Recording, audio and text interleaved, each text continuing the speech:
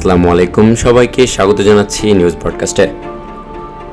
বৈষম্য বিরোধী ছাত্র আন্দোলনের ব্যানারে গত জুলাইয়ের শুরুতে সরকারি চাকরিতে কোটা সংস্কারের দাবিতে আন্দোলন শুরু করে শিক্ষার্থীরা।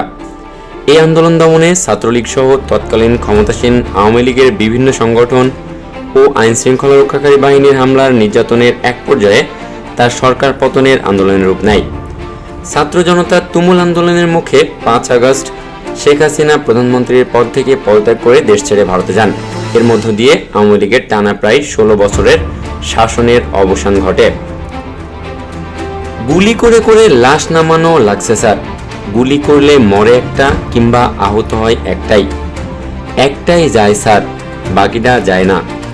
এটা হলো স্যার সবচেয়ে বড় আতঙ্কের এবং দুশ্চিন্তার বিষয়।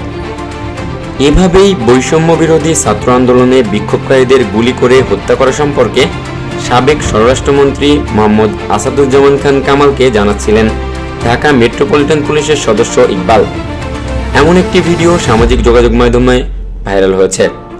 ওই ভিডিও ক্লিপে দেখা গেছে সাবেক স্বরাষ্ট্রমন্ত্রী আসাদুজ্জামান খানকে ঘিরে দাঁড়িয়ে আছেন কয়েকজন পুলিশ কর্মকর্তা।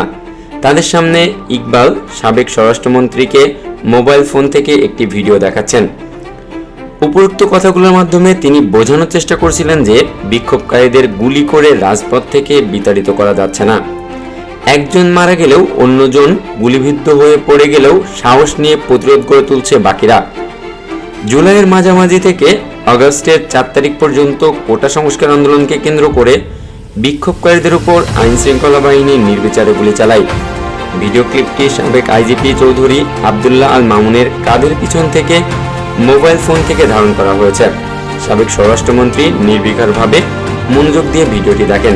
গুলি ও হতাহতের দৃশ্য দেখে তার চেহারায় কোনো প্রতিক্রিয়া দেখা যায়নি। কবির বিদ্যুৎ, নিউজ পডকাস্ট।